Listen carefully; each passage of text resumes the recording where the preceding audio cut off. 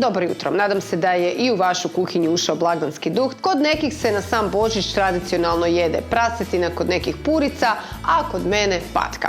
Pokazat ću vam kako ću je pripremiti ove godine na nešto drukčiji međimurski način. Patku ću prvo dobro začiniti, inače meso patke vam je odličan izvor proteina, a zahvaljujući brojnim mineralima i vitaminima koje posjedujete, onim dobrim mastima, čuva vaš živčani sustav i odlično je za mozak.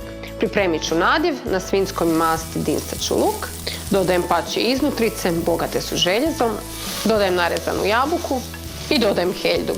Dodajem sol, papar i peršin. Patku ću još začiniti začinima za perad i sad ću je napuniti.